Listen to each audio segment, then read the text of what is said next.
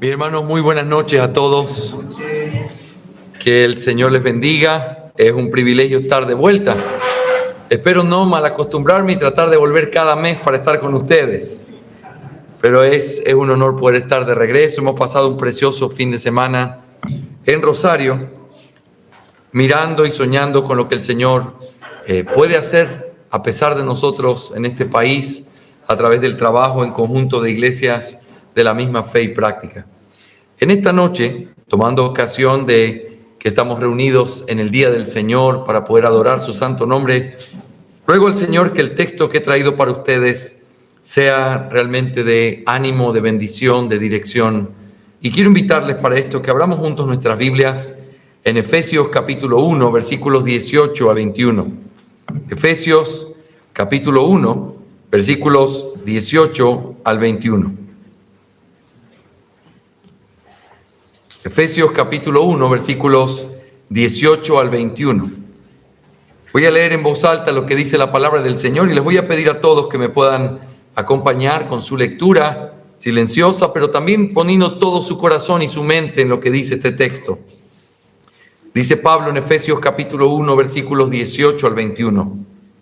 Mi oración es que los ojos de vuestro corazón sean iluminados para que sepáis cuál es la esperanza de su llamamiento, cuáles son las riquezas de la gloria de su herencia en los santos y cuál es la extraordinaria grandeza de su poder para con nosotros los que creemos, conforme a la eficacia de la fuerza de su poder, el cual obró en Cristo cuando le resucitó de entre los muertos y le sentó a su diestra en los lugares celestiales, muy por encima de todo principado, autoridad, poder, dominio y de todo nombre que se nombra no solo en este siglo, sino también en el venidero.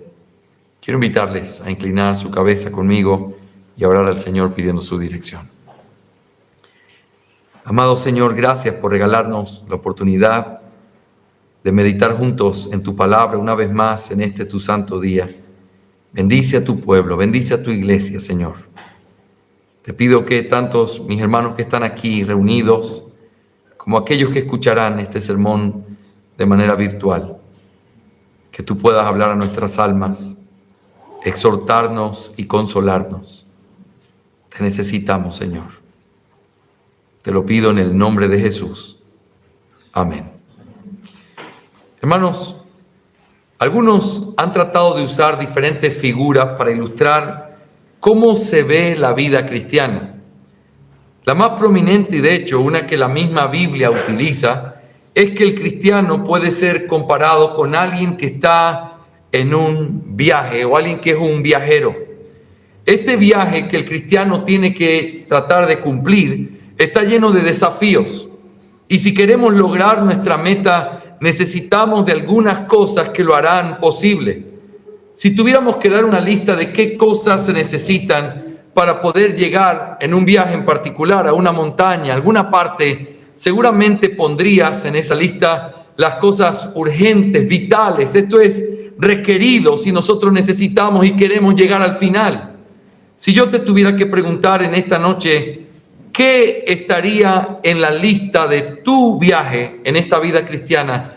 ¿Qué necesitas para poder cumplir la meta, para poder llegar hasta el final, para poder perseverar hasta el fin, siendo fiel a tu Señor? ¿Qué necesitas? Y quizás esta pregunta puede levantar delante de nuestra mente muchos cuestionamientos de cosas que creemos que necesitamos y en realidad no lo necesitamos. Algunos quizás pudieran decir, si yo tan solo tuviera un esposo que me ayudara en este camino, realmente mi vida cristiana fuera perfecta y yo llegaría hasta el final en este viaje. Otros dicen, si yo tan solo tuviera padres cristianos que me hubieran guiado correctamente, seguramente eso es lo que yo necesito para poder llegar y perseverar en este viaje. Cualquier cosa que uno pudiera pensar, que seguramente es legítimo que lo pienses y que lo creas. Sin embargo, no necesariamente es la respuesta correcta. Y lo que yo quiero mostrarte en esta noche a través de este texto es que la palabra de Dios nos afirma que nosotros ya hemos recibido todo lo que necesitamos para poder caminar en este viaje y llegar hasta el final. No necesitamos cosas que hoy no tienes. No necesitas circunstancias, posiciones o momentos que hoy no tienes. Todo lo que necesitas, el Señor lo ha provisto y en nuestro texto está claramente explicado. Y el propósito de poner este texto delante de nosotros es que no sería coherente ni correcto que alguien se muriera de hambre o en pobreza teniendo todas las riquezas que necesita a su alcance. Y quizás no las puedes ver, y quizás lo que quieres ver son cosas que puedes tocar y que puedes tomar de cerca, pero las cosas que Dios nos ha dado es lo que realmente necesitamos, y son verdades espirituales en las cuales nuestra alma puede aferrarse y sostenerse completamente. Así que yo quiero que me permitas compartirte este texto a través de 3 cosas que Pablo dice aquí o habla con respecto a una petición en particular que él tiene. Si tú notas, este pasaje es parte de lo que Pablo expresa, que él pide a Dios por ellos. Yo oro para que ustedes, y comienza a dar un montón de cosas dentro de esa petición. Así que todo este pasaje se centra en esta petición que Pablo hace. Permíteme mostrarte entonces, en primer lugar, el contexto de esta petición. En segundo lugar, el componente esencial de esta petición. Y en tercer lugar, el contenido de esta petición. El contexto de esta petición, el componente esencial de esta petición y el contenido de esta petición. En primer lugar, el contexto de esta petición que Pablo hace, y eso se encuentra precisamente en el contexto de nuestro pasaje.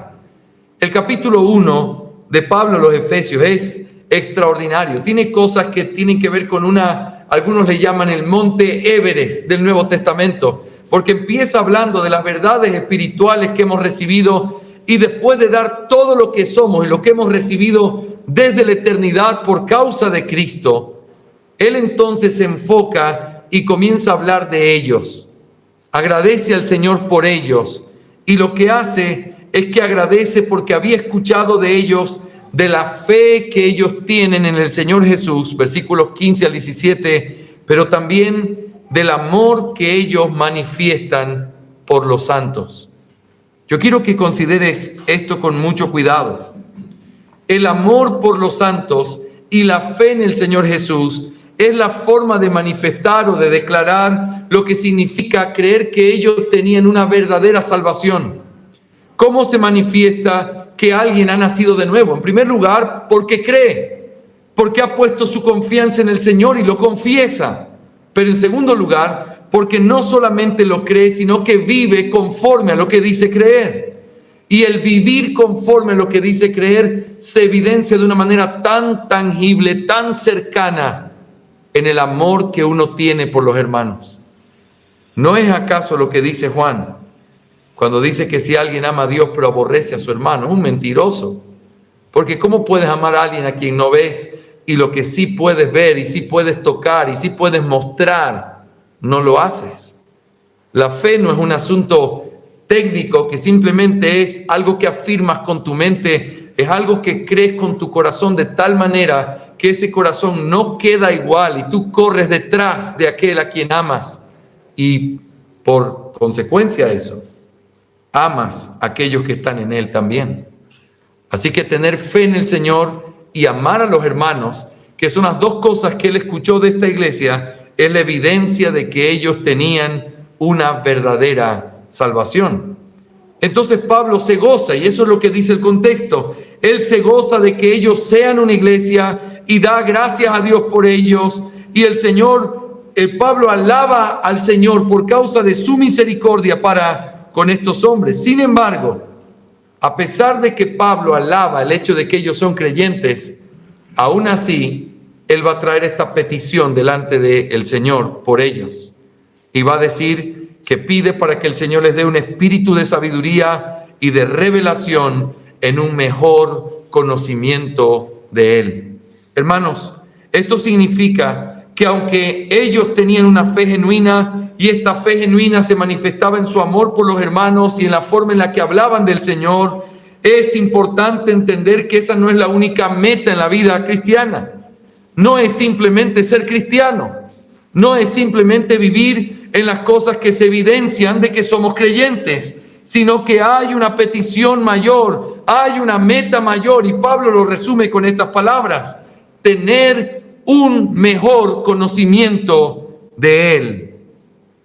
El comentarista Matthew Henry lo dice de esta manera: los cristianos no deben pensar que es suficiente tener afectos cálidos, sino que también deben esforzarse por tener entendimientos claros. No es solamente ser amorosos y tiernos con los hermanos, lo cual muestra y es la meta de un cristiano. Ciertamente es parte de la meta, pero la meta de un cristiano es seguir creciendo en su entendimiento y pedirle al Señor que abra nuestros ojos y nos permita mirarlo más profundamente, porque ser cristiano es simplemente el inicio, pero conocerlo a Él es la verdadera meta. Hermanos, esto es lo que claramente el Nuevo Testamento enseña en uno y otro lugar. En Filipenses 3, 7 al 8 y también el versículo 10 dice: pero todo lo que para mí era ganancia, dice Pablo, lo he estimado como pérdida por amor de Cristo, y aún más, yo estimo como pérdida todas las cosas en vista del incomparable valor de conocer a Cristo Jesús, mi Señor, y añade, por quien lo he perdido todo y lo considero como basura, a fin de ganar a Cristo. Y el versículo 10 usa estas palabras: y conocerle a Él. Por conocerle a Él, todo lo que tengo es basura. No me importa lo que yo era, no me importa lo que yo conocía, no me importa dónde yo estaba. Lo importante es que ahora que he sido salvado, la meta de mi vida es conocer a mi Señor, conocerlo más profundamente. En Efesios capítulo 4 está la misma verdad. Versículos 11 al 13 dice que el Señor le dio a la iglesia pastores, maestros, apóstoles, para que enseñen la palabra, para que entonces la iglesia sea capacitada a fin de que se pueda hacer la obra del ministerio. Y dice estas palabras: hasta que todos lleguemos a la unidad de la fe y del conocimiento pleno del Hijo de Dios. Hasta que eso no pase, hasta que no lleguemos a esa estatura gloriosa, nosotros no podemos dejar ni pensar que la meta ha terminado. Hermanos, este es el contexto de la petición de Pablo. Él está contento de ver una iglesia, glorifica al Señor por ver una iglesia fiel, y al mismo tiempo dice: aunque ya son esto, y doy gracias a Dios por ustedes, eso no es todo lo que yo pido por ustedes. La meta detrás de todo es que lo conozcan a Él. Y ese es el contexto de esta petición que Él está haciendo. Pero eso me lleva, en segundo lugar, a mirar el componente esencial de esta petición. En el versículo 18, la primera parte, si me acompañas a Efesios 1, mira el versículo 18, la primera parte. Mi oración es que los ojos de vuestro corazón sean iluminados para que sepáis. Hermanos, a lo que llamo el componente esencial de la petición es que, aunque vamos a mirar en nuestro tercer encabezado que hay algunas cosas que Él quiere que ellos sepan, el punto clave, el elemento o el componente esencial es esto: quiero que ustedes sepan, que conozcan. Por eso pide que no se queden simplemente con ser cristianos. Por eso pide que no se quede la meta con haber sido salvados de su pecado, sino pide que conozcan a Cristo, que avancen en este camino. Y ahora muestra el componente esencial: quiero que sepan. Yo oro por ustedes para que ustedes sepan.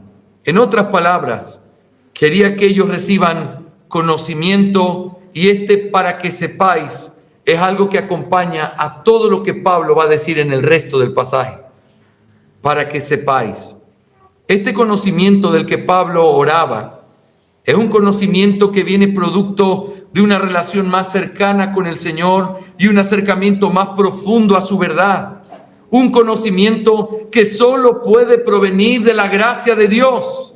Sin embargo, no es un conocimiento místico o secreto como aquel del que hablaban los gnósticos de esos días, sino que era un conocimiento real que pasa por el intelecto a través de indagar en la verdad que Dios había revelado y que golpea el corazón y transforma todo lo que uno es. Hermanos, ese es el verdadero conocimiento. No es simplemente saber doctrina o decir algunas cosas de una manera correcta. Es un conocimiento que golpeando tu mente transforma todo lo que eres, cómo piensas, cómo caminas, cómo vives. Cambia tu manera de ver el mundo. Es por ese conocimiento que él pedía.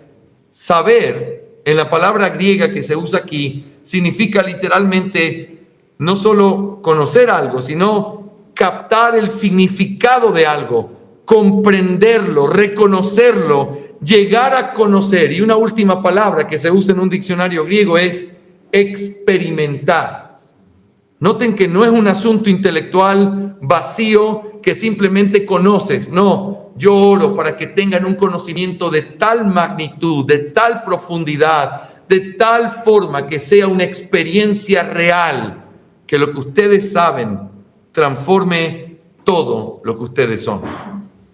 Las cosas que Pablo pide para ellos son aquello que ellos debían conocer, comprender, reconocer con su intelecto, pero tenía que mover completamente el corazón. No llama la atención lo que Pablo dice aquí, porque de hecho es algo que se repite continuamente en el Nuevo Testamento.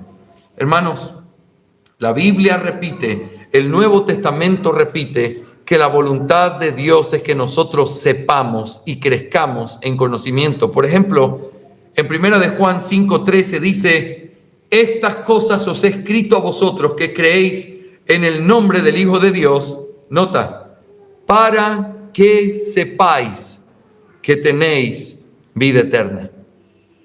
¿Sabes lo que nosotros podemos entender de este pasaje?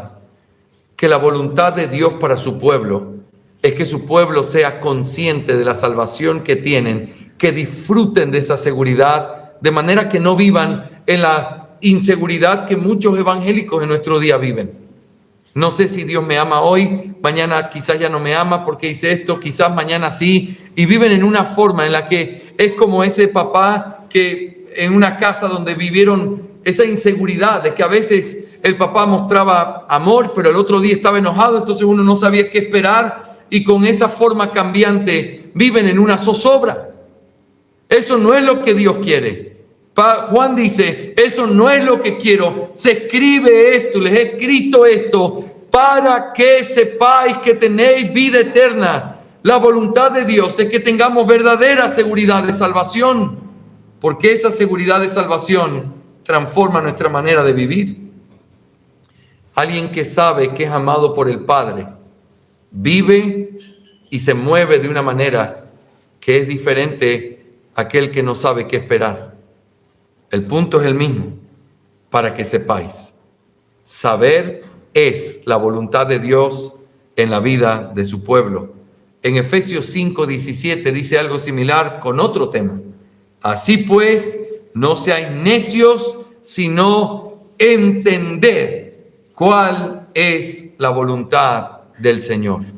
Fíjate, lo que está pidiendo aquí Pablo es que no seamos necios, que no estemos desatendidos en ese tema, sino que entendamos qué es lo que Dios quiere de nosotros. Hermanos, saber es la voluntad de Dios para la vida de un creyente. No se nos manda a tener una fe ciega, torpe, que simplemente va descubriendo, no. Es una fe que es por fe, pero que traza un camino claro hacia dónde va y puede caminar confiadamente.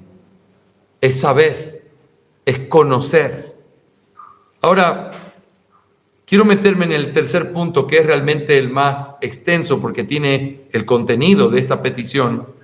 Pero quiero decirte algo y quiero que me permitas reflexionar contigo.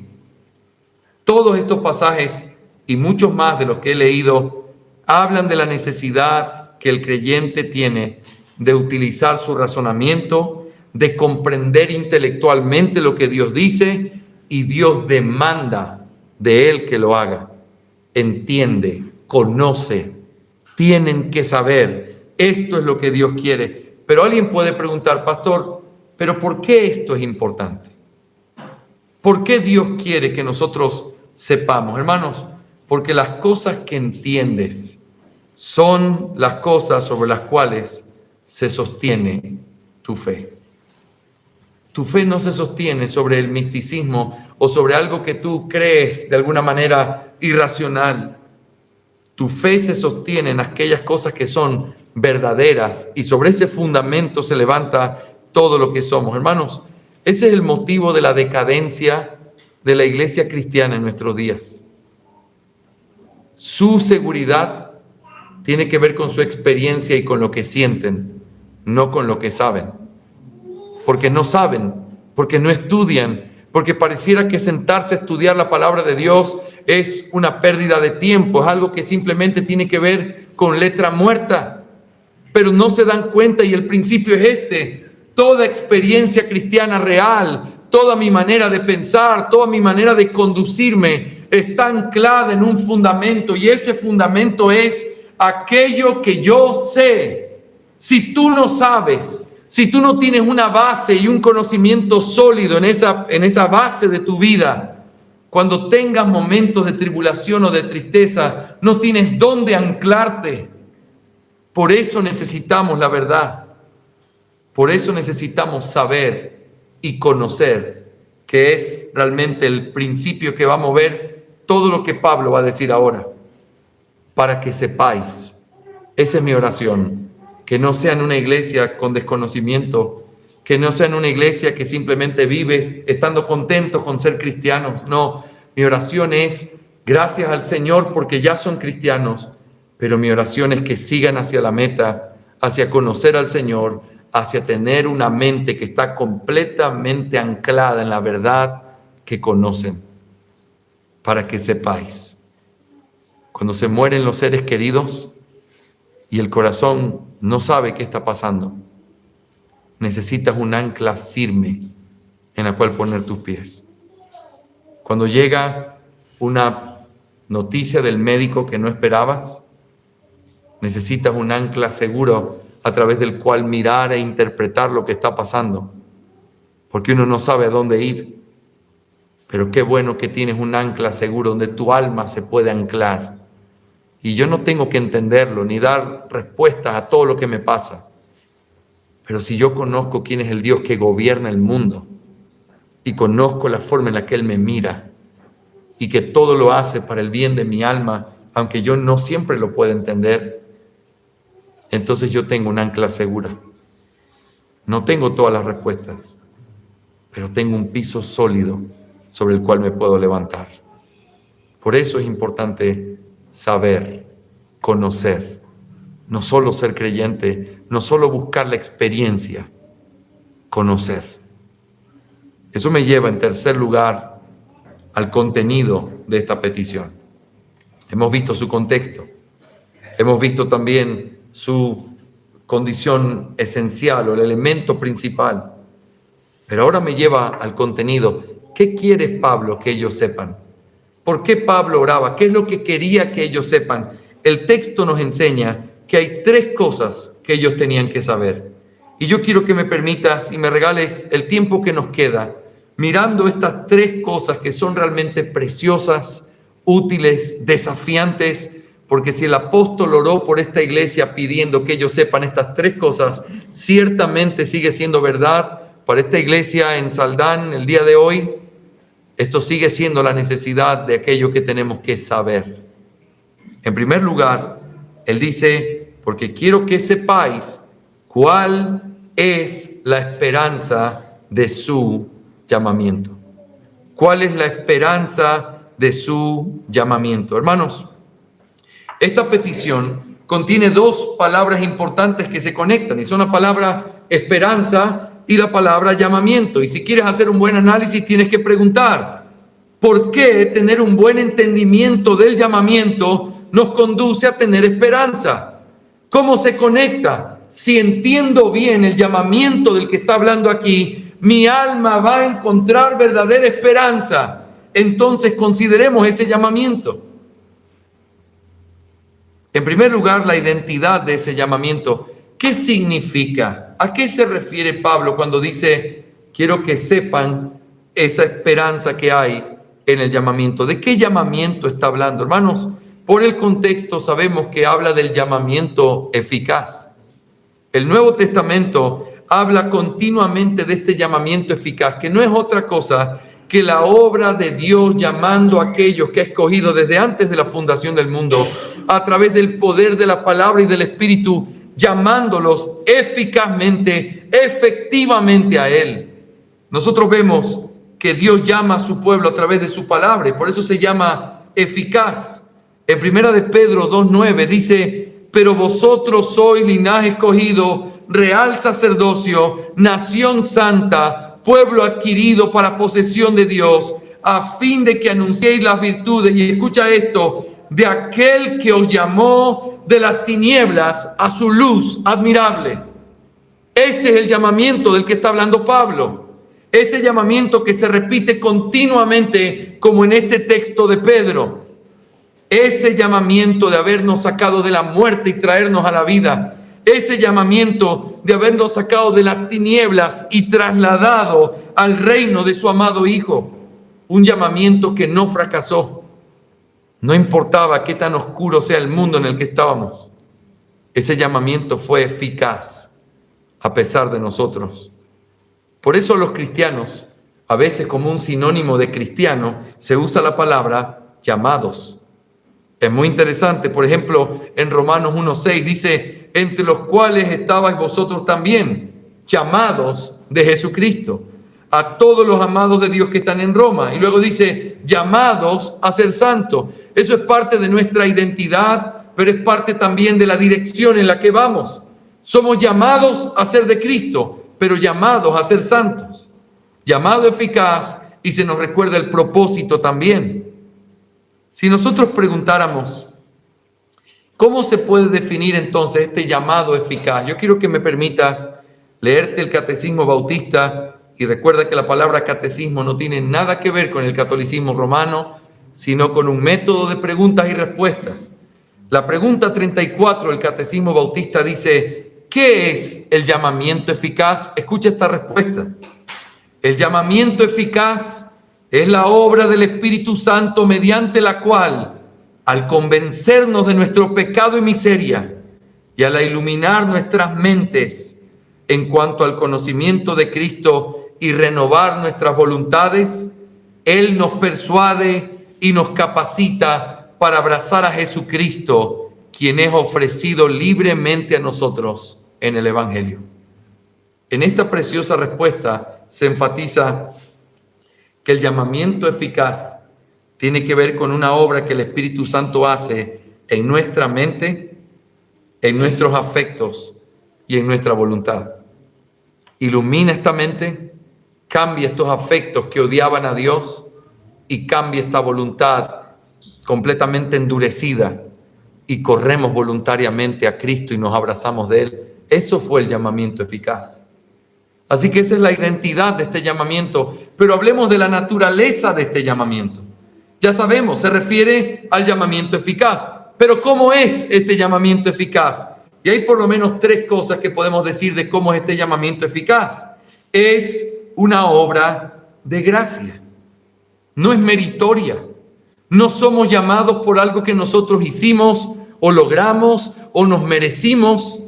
Somos llamados por gracia. Sé que estoy repitiendo una doctrina que creemos abiertamente entre nosotros, pero Pablo dijo, quiero que sepan. Así que hacemos bien en recordar lo que Él quiere que sepamos.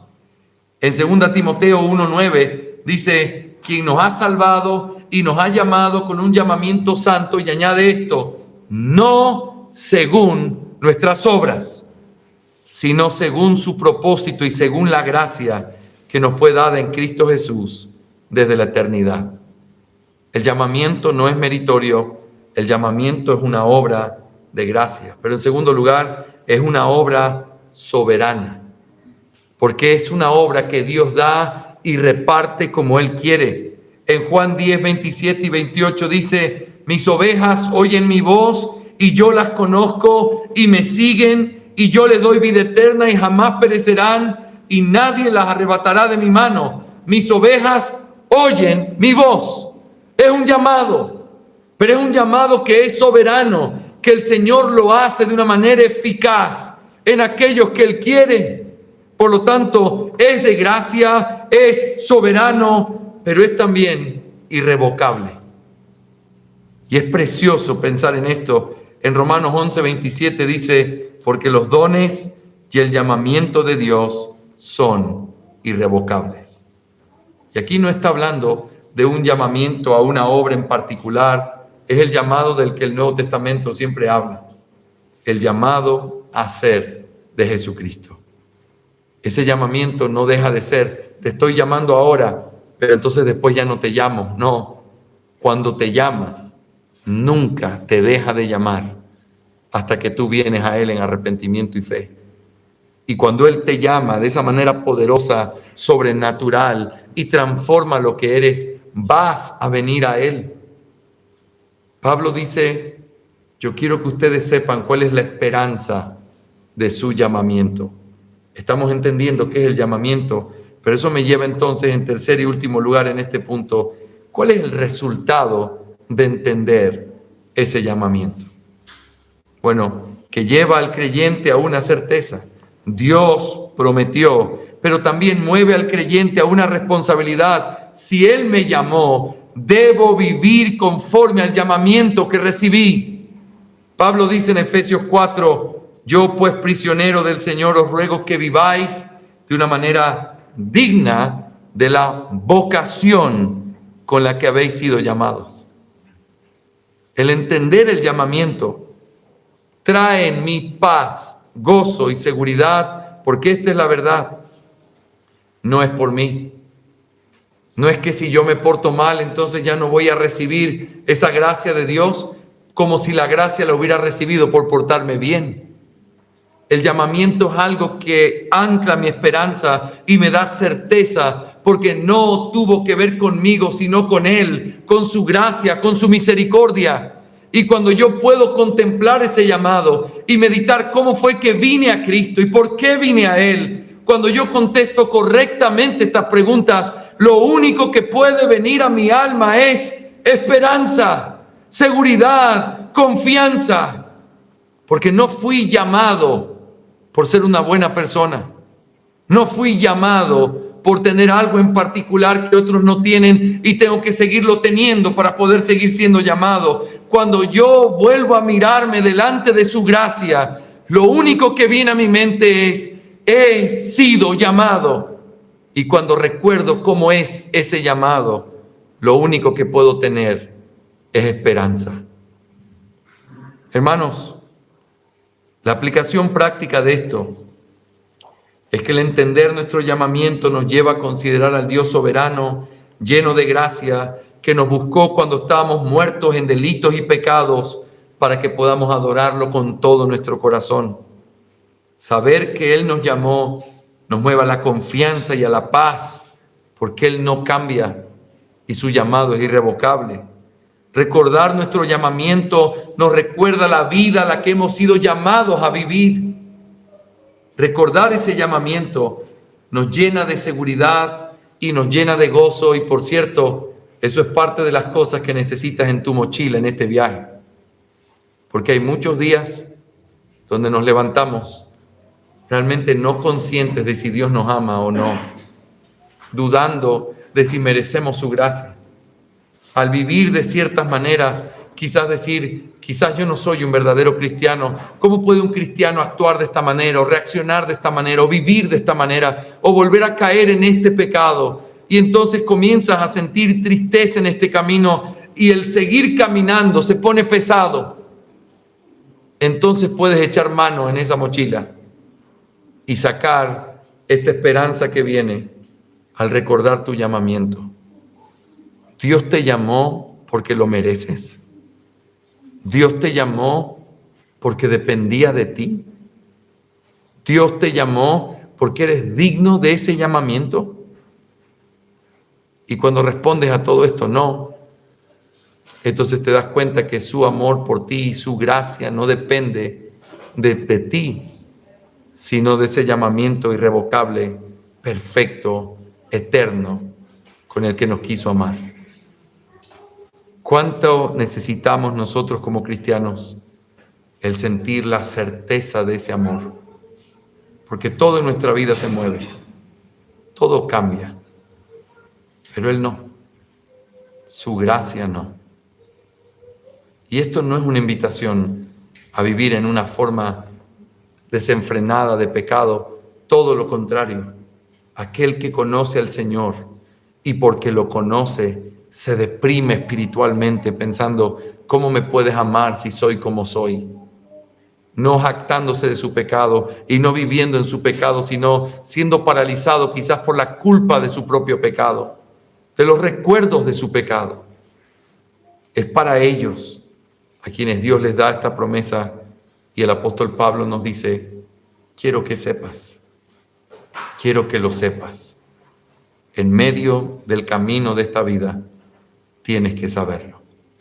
Su llamado y la forma en la que fuiste llamado nos da esperanza. Eso nos lleva en segundo lugar a considerar una segunda petición dentro de lo que Pablo está pidiendo. No solo pide que sepan cuál es la esperanza de su llamamiento, sino que en segundo lugar Pablo dice, quiero que sepan cuáles son las riquezas de la gloria de su herencia en los santos. Hermanos, este conocimiento, esto que Pablo quiere que ellos sepan, tiene que ver con entender la riqueza que hay detrás de nuestra condición. Una riqueza que es gloriosa, una riqueza que, aunque no podamos verla o tocarla, es real, es verdadera. Y esto me recuerda, porque yo soy así, me recuerda a Pedro. Y por el tiempo, en esta noche no quiero que me acompañes allí, solo quiero que lo escuches con atención. En Mateo 19, 27 al 29, Pedro dice estas palabras. Entonces respondiendo Pedro le dijo, he aquí, nosotros lo hemos dejado todo y te hemos seguido. ¿Qué pues recibiremos?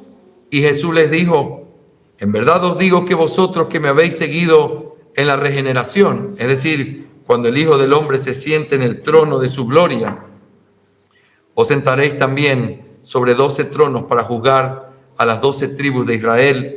Y todo el que haya dejado casas o hermanos o hermanas, o padre o madre o hijos o tierras por mi nombre, recibirá 100 veces más y heredará la vida eterna. Yo no sé si ustedes se imaginan la escena, pero a mí me encanta imaginarme a Pedro como soy yo. Señor, ¿qué recibiremos en esta vida? Y entonces el Señor le dice, bueno, cuando venga el Señor y lo vean sentado en su trono, se sentarán en tronos y harán esto y harán aquello, y los que hayan dejado recibirán 100 veces más y la vida eterna. Y después que el Señor termina tremendas palabras, me imagino a Pedro mirando como cuando dice, sí, Señor, estoy esperando la siguiente estrofa. ¿Qué más viene? ¿Qué hay en esta vida? ¿Qué es lo que voy a tener en esta vida? Está bien, yo sé que eso es allá, pero aquí yo quiero tocar, yo quiero saber qué es lo que tengo aquí para poder vivir tranquilo, para poder levantarme cada día con la alegría de saber que tengo algo en la mano. Y ese es el gran problema en el que a veces nosotros estamos. Pareciera que es poco lo que tenemos en Cristo Jesús. Y la razón por la cual pensamos o tenemos sabor a poco es porque no conocemos las gloriosas riquezas en gloria. Hermanos, y por eso Pablo ora de esta manera, porque él sabe que hay tribulaciones, sabe que hay conflictos, sabe que hay problemas, y ora diciendo, quiero que sepan lo ricos que son, quiero que sepan todo lo que está a su disposición, quiero que sepan lo que son en el Señor, para que pueda alcanzarles en esta vida, en medio de los conflictos, de las luchas, de los problemas, de las enfermedades, para que puedan tener de esas riquezas y ser sostenidos en medio de este camino. Quiero que me permitas hacer uso de nuestro catecismo una vez más, mostrándote cómo se conectan estas promesas y estas riquezas. Mira lo que dice la pregunta 35. ¿De qué beneficios participan en esta vida los que son llamados eficazmente?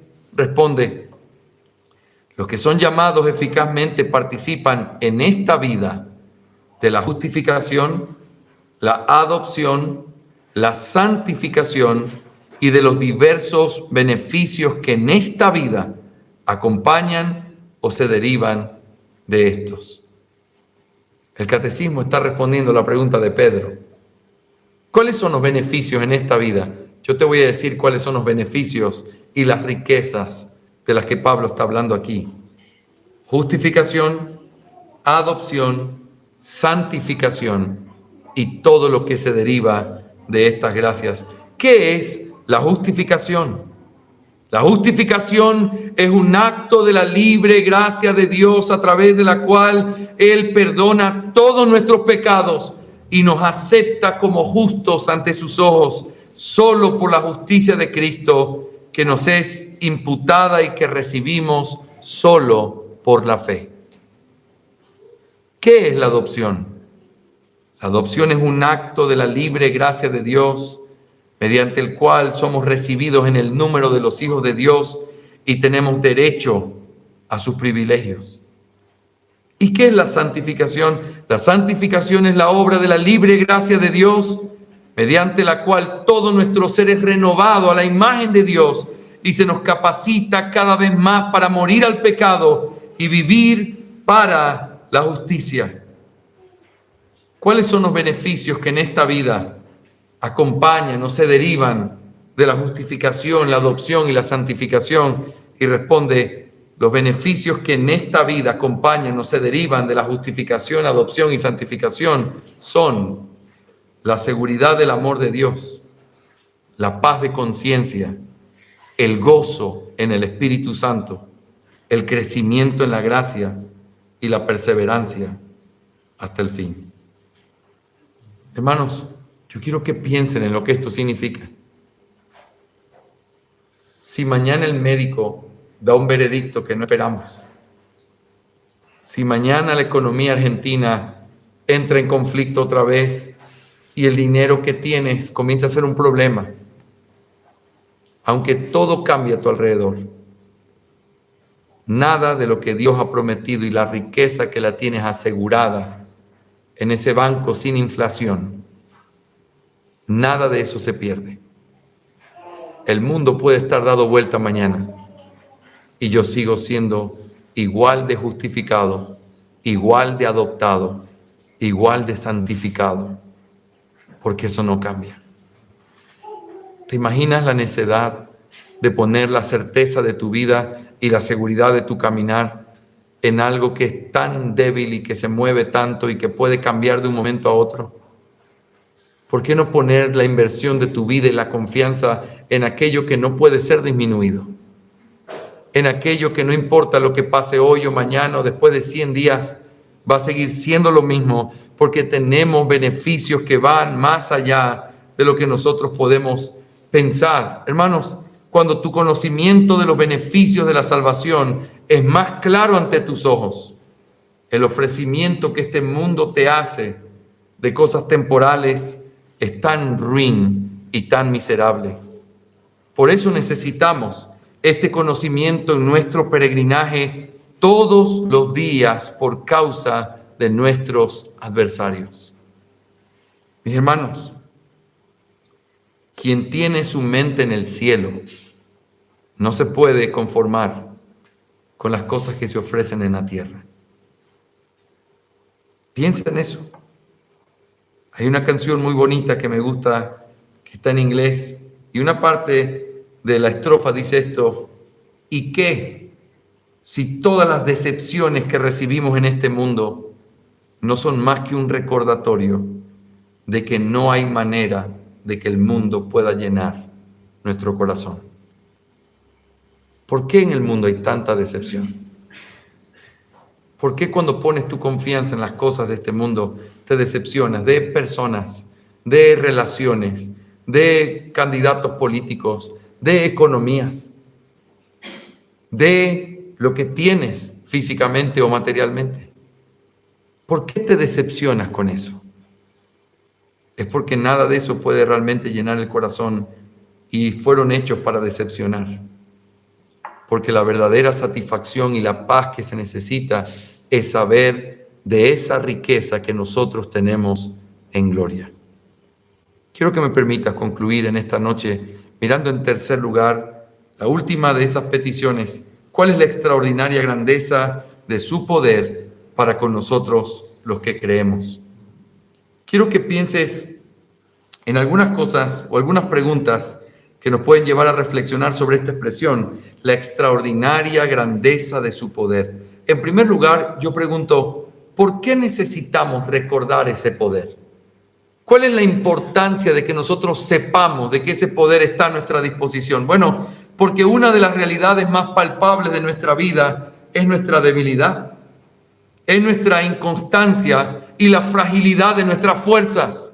Si hay débiles, si hay personas inconstantes y si hay personas frágiles, entonces se les necesita recordar que hay un poder más grande que su debilidad y su fragilidad que está a la disposición. Por eso es importante saber, cuando tú te reconoces y te ves como eres y ves tu mano, una mano tan débil, y tu corazón, un corazón tan vulnerable, necesitas volver a algo que sea más fuerte y más grande que tú. Y por eso Pablo dice que él quiere que recordemos cuál es ese poder. Aunque decimos con todo nuestro ser honrar al Señor y no equivocarnos, el fracaso forma parte de nuestra realidad. No cumplimos la meta que nos propusimos respecto a nuestra piedad. Volvemos a hacer lo que prometimos que no íbamos a hacer. Y es aquí donde la suficiencia del poder de Dios y la omnipotencia de su gracia es absolutamente necesaria para poder caminar cerca de Él y para poder hacerlo con firmeza. Cuando reconoces tu debilidad, se vuelve una inmensa necesidad el recordar ese poder. Pero en segundo lugar, ¿de qué manera podemos pensar y debemos pensar en este poder? ¿Cómo es este poder? Bueno, en primer lugar, recordando que la gracia inició y llevó a cabo la obra en nuestras vidas. Porque dice, recuerden ese poder para con nosotros los que creemos, conforme a la eficacia de la fuerza de su poder. Quiero que pienses en tu propia realidad.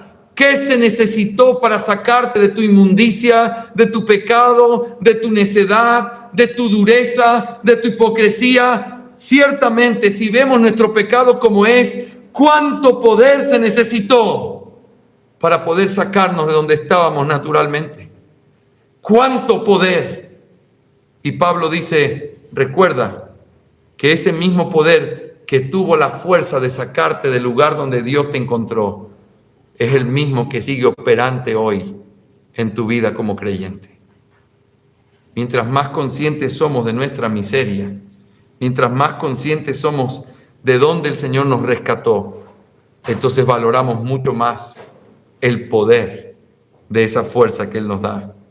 Pero en segundo lugar, no solo recordando que la gracia nos salvó y con ese poder nos sacó de donde estábamos, sino también la manifestación de ese poder en la vida y la obra de Cristo.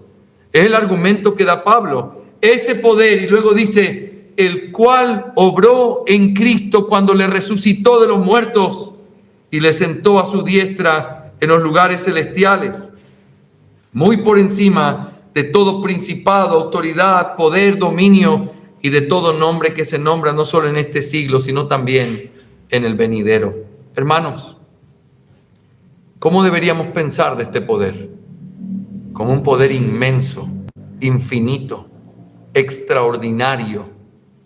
Porque hay dos cosas que tienes como referencia en donde este poder ha actuado.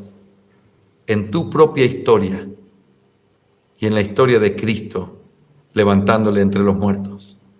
Ese mismo poder es el que dice Pablo, quiero que sepan que actúa en ustedes. Eso me lleva a una tercera pregunta y última. ¿Y cuál es la implicación de ese poder en nuestras vidas? Ya veo cuál es su necesidad, ya entendí cómo debo pensar de ese poder, pero ahora, ¿y qué con eso en mi vida? ¿De qué sirve que yo recuerde la grandeza de ese poder? ¿Por qué tengo que saberlo, hermanos? Porque en primer lugar, hay un ánimo renovado en nuestra lucha contra el pecado, contra el mundo y contra Satanás, cuando recordamos que no estamos solos, ni peleando nosotros solos. Se renueva nuestra fuerza. A veces nos sentimos como el profeta o como el ayudante del profeta, mirando a su alrededor la ciudad cercada de todos aquellos enemigos que venían a destruirlo, porque habían descubierto que él era quien le decía lo que ellos iban a hacer. Así que lo venían a matar. Pero entonces el ayudante del profeta le dice, ¿qué vamos a hacer? Y él le dice, no, más son los que están con nosotros que los que están con ellos. ¿Cómo me vas a decir eso? Estamos rodeados. Y entonces le dice, Señor, ábrele los ojos para que vea. Y cuando abre los ojos, espiritualmente hablando, se da cuenta que hay una hueste alrededor de ese ejército que era mucho más numeroso y poderoso y que estaba listo para defenderlos. Recordar ese poder es mirarte en la más grande debilidad y saber, Señor, los que están conmigo son más que los que están en mi contra. Y se renueva mi fuerza, se renueva mi compromiso de poder pelear y seguir peleando en esta batalla espiritual. Pero también esto trae un convencimiento de que en realidad, y escuchen esto con mucho cuidado, no hay pecados que no puedan ser desafiados en mi vida. No hay parte en mi vida que no haya sido liberada por la gracia de Dios. No hay cautivos aquí. El Señor hizo una limpieza completa. No hay áreas en mi vida que yo tenga que decir, el Señor me ha librado de todas, pero no de esa, porque el trabajo que Él hizo es un trabajo basado en ese poder que nos transformó, nos cambió y nos ha dado la libertad. Abrió la prisión y nosotros ahora hemos salido de esa prisión y no hay un área de nuestra vida donde podamos decir, sigo prisionero. Ninguna. Por eso hay un recordatorio importante aquí, que dado que eso es así, todos nuestros pecados, por causa de ese poder, cuando pecamos es siempre algo intencional, es siempre algo voluntario, porque ya no somos esclavos. Eso tiene que mover nuestra conciencia. Yo no puedo decir, como dice el mundo, que vive siguiendo la corriente de este siglo. Yo no puedo decir, como dice el mundo, es que no tenía alguna otra opción que hacer. Yo tengo que decir que si el Señor me ha rescatado y ese poder actúa poderosamente en mí, entonces todos los pecados que cometo, los cometo pudiendo no hacerlo. Los cometo intencionalmente, no haciendo uso de ese poder que actúa en mí. Esto nos lleva a una conclusión en esta noche. Lo único capaz de sostener a una iglesia fiel es su confianza en la esperanza de lo que Dios nos dio. Y esta confianza y este descanso solamente puede venir cuando esa iglesia conoce lo que Dios por gracia le ha otorgado. El apóstol Pablo clama al Señor pidiendo que esta iglesia sepa tres cosas. ¿Cuál es la esperanza de su llamamiento? La cual les concede la seguridad y el gozo en medio de este peregrinaje. Pide que sepan cuáles son las riquezas de la gloria de su herencia en los santos, lo cual sostiene sus almas y afina su visión en este peregrinaje terrenal. Pero en tercer lugar, pide que sepan cuál es la extraordinaria grandeza de su poder, lo cual les concede esperanza en todas sus luchas en este peregrinaje terrenal. Es necesario que sepamos. Es necesario que contemplemos estas verdades, que nuestros ojos se levanten al cielo y que pidamos al Señor que abra nuestro entendimiento para abrazarnos de estas verdades y vivirlas de la manera en la que Él quiere que lo sepamos y lo hagamos para la gloria de su nombre.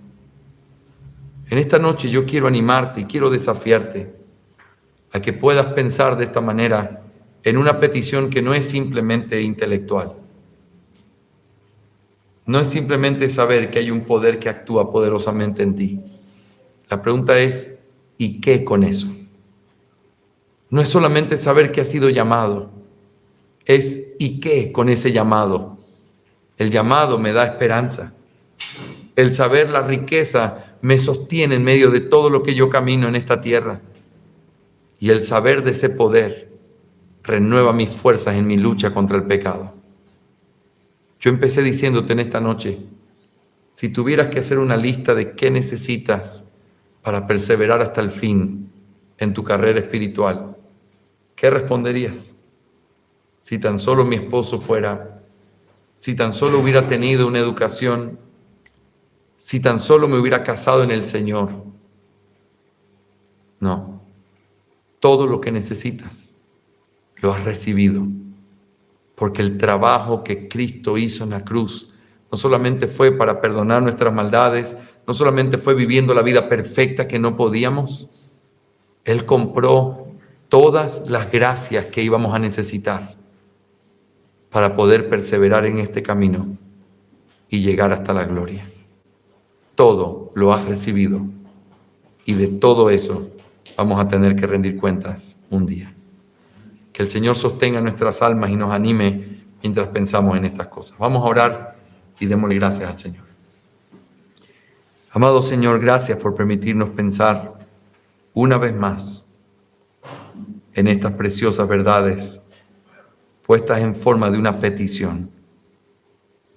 Oh Señor, te pido que abras los ojos de nuestro entendimiento para que nosotros en estos días podamos saber cuál es la esperanza que tenemos en ese llamamiento, la riqueza de la herencia en la gloria y el poder que actúa poderosamente en nosotros.